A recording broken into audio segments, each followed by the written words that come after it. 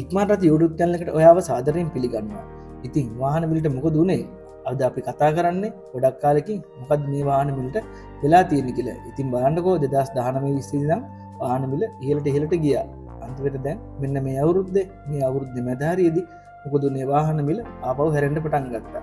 ඉතින් ඔයාට අපි මේ කියන්නේ වාහනයක් ගන්න කලින් මේ පොඩ්ඩක් මේ වීඩියෝ එක බලලා ඉන්න. ඉතින් අපේ YouTube channel එක subscribe කරලා නැත්නම් subscribe කරලා තියාගන්න. ඉතින් මේ වගේ වීඩියෝ දාපු ගමන් ඔයාලට බලා ගන්නත් පුළුවන් නේ. ඔව් ඉතින් ඇත්තටම මොකද්ද දැන් මේ වාහන මිලට වෙලා තියෙන්නේ? ඉතින් මොකද පහුගිය මේ අවුරුද්දේ මාසේ ජනවාරි මාසෙ විතර වාහන ගොඩක් ලංකාවට ආනයනය කරා. ඉතින් මේ ලංකාවට ආනයනය කරපු වාහන ඉතින් මේ රජයෙන් දුන්නේ මාස 3යිනේ මේක මාස 3ක් ඇතුළත විකුණ ගන්න කියලානේ කිව්වේ. එහෙම නැත්තම් ටැක්ස් එකක් ගහනවා කිව්වා. ඉතින් මොකද කරේ? කට්ටිය වාහන කොහොම හොඳට විකිනේ කියලා ඉතින් පුළුවන් තරම් වාහන ලංකාවට ගෙනාවා. දැන් වෙලා තියෙන ප්‍රශ්න තමයි ඉතින් මේ ගෙනාපු වාහන විකිනිලා නැහැ. ඉතින් මෙයාලා මොකද කරන්නේ? සමහර වෙලාවට මේවා කොස්ට් එකටත් දැන් වාහන දෙන්න පටන් ගන්නවා. ඉතින් තව පොඩ්ඩක් මම ඔයාලට කියන්නේ මේ වෙලාවේ වාහනයක් ගන්න හදිසි වෙන්න එපා. තව පොඩ්ඩක් බලන් ඉන්න. ඉතින් ඔයාට දැන් හිතන්නකෝ ඔයා මොකක් හරි එක වාහනයක් ටාගට් කරනවා කියලා. අපි හිතමුකෝ මරුටි කාර් එකක් කියලා. දැන් මරුටි කාර් එකක් 2015 වාහනේ නා ඔයා ගන්න ඉන්නේ. ඔයා හැමදාම යන්න ඔය තියෙනවානේ අපේ channel එකෙත් අපි වාහන දානවා වීඩියෝස් YouTube එකේ දාලා තිනවා. RS7 දාලා තිනවා. ඊට පස්සේ ikman.lk. ඉතින් ඒ වගේ ප්‍රසිද්ධ වෙබ්සයිට් වල වාහන දාලා තිනවා. ඉතින් ඔයා ටාගට් කරන වාහනේ හැමදාම බලන්න. ඉතින් මේ වාහනේ බලන්න ඇඩ් එක ආපහු උඩට එනවා. ආපහු ඒක ඩිලීට් කරනවා. ආයෙත් උඩට එනවා. ඉතින් ඔයා වාහනේ බලන් ඉඳ එක වාහනයක්ම ටාගට් කරන්න. ඒ කියන්නේ 2015 වාහන සෙට් එකම ඔයා අයිඩියා එකකින් ඉන්න. ඉතින් ඔයා හරියට මේ අයිඩියා එකේ හිටියොත් ඔයාලට පොඩ්ඩක් බලා ගන්න පුළුවන්.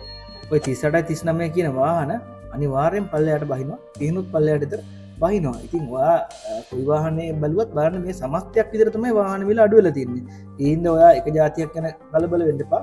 ඔයාට ගන්න ඕන වාහනේ දැම්ම පොඩ්ඩක් ගන්න එපා. තා පොඩ්ඩක් දෙසැම්බර් විතර නිකන් ඉවසන්න. ඔයාලගේ අතේ සල්ලි ටික අදා ගන්න පුළුවන්.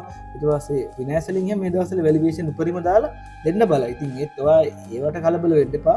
පොඩ්ඩක් බලන් ඉන්න. ඉතින් ඔයා වාහන බල හිටියා කියලා ප්‍රශ්නයක් නැහැ. ඔයාට අත්‍යවශ්‍ය විතරක් නම් වාහනයක් ගන්න. හැබැයි ඔය දාලා තියෙන මිලවල වලට නම් වාහන ගන්න ලැහැත් වෙන්න එපා. ඉතින් ඔයා 35 කියන වාහන ඔයා ඊළඟ 32කින් විතර.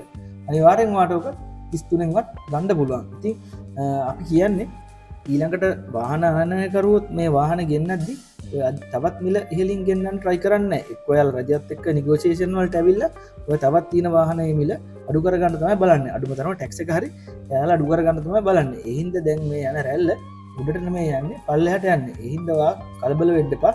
හැමදාම අධ්‍යයනය කර ඉන්න. ඉතින් වාහනේ වාට අත්‍යවශ්‍යම විතරක් නම් තමයි ඔයා වාහනයක් ගන්න. ඒත් මම අර කිව්ව විදිහට ඔයා කතා කරන්න. වාහන පහකට විතර කතා කරලා බලන්න. ඉතින් අඩුම මිල දාලා තියෙනනේ වාහනයක.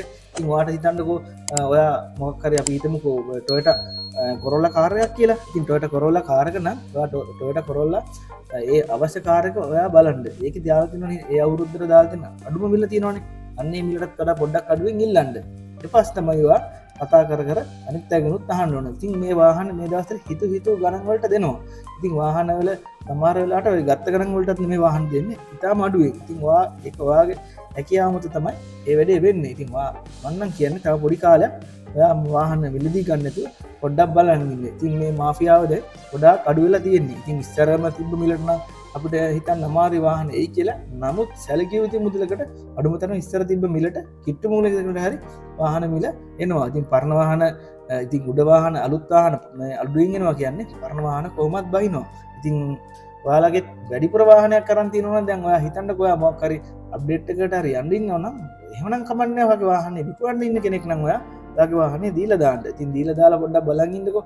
ඉතින් මේ දවස්වල තියෙනවා ඔයාට වෙන වෙන ඉන්වෙස්ට් කරන්න පුළුවන් රත්තරන් එහෙම වැඩිලා තියෙනවා. ඉතින් අපි දවස්වල ඒවත් කිව්වා. ඉතින් රත්තරන් එහෙම ගන්න පුළුවන් නම් ඒක ගොඩක් වටිනවා කියලා. ඉතින් දැන් මේ පේනව නේද රත්තරන් මිල එහෙම ඉහළ ගිහලා තියෙනවනේ. ඉතින් වාහන ගැන අපිට කියන්න තියෙන්නේ ඔයාගේ අත්‍යවශ්‍යතාවයක් නැත්තම් තව පොඩි කාලයක් බලන් ඉන්න. අනිවාර්යෙන් දෙසැම්බර් විතර වෙද්දි වාහන මිල ලොකුවටම අඩු වෙනවා. නමුත් ඔයා පොඩ්ඩක් අපේ channel එකත් එක්කත් අවධානයෙන් ඉන්න. ඉතින් අපි මොන හරි වෙනසක් වෙන්න තියෙනවා නම් වාහන මිල ඉහළ පහළ යාමක් තියෙනවා නම් අපි ඔයාව අනිවාර්යෙන් දැනුවත් කරනවා. ඉතින් ඔයාගේ වාහන ගන්න ඉන්න යාළුවටත් අපේ වීඩියෝ එක ෂෙයා කරන්න. ඉතින් අපේ channel එක subscribe කරලා නැත්නම් subscribe කරලා තියාගන්න. ඉතින් ඔයාටත් සුබ දවසක්.